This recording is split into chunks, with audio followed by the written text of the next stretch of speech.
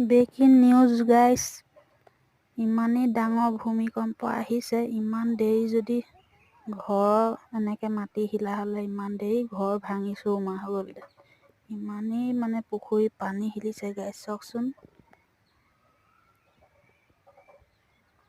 ইমানেই জোৰছে হিলিছে, মাছ একদম জঁপি আছে পুৰা। পানীখিনি পুৰা ফুৰি 12টা বজাত আহিছে ভূমিকম্প। পুখুৰীৰ পানীখিনি কেনেকৈ হিলিছে চাওকচোন, ভয়ে লাগি গৈছে একেবাৰে।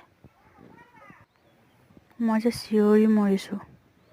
ঘৰ ইমান দেৰি যদি ভাঙি যোৱা হ'লে কি হ'লহেঁতেন। একোৱে বাৰু ঘৰ একো হোৱা নাই, কিন্তু পুখুৰীৰ পানীখিনি ইমানেই হিলিছে ভয় লাগি গৈছে একেবাৰে। ইছাল্লাহ, আল্লাহ ৰহম দিয়ক দেই। কাৰ কাৰ পুখুৰীৰ পানী হিলিছে কমেণ্টত জনাবচোন। আপোনালোকে দেখিলেনে বাৰু? বাই।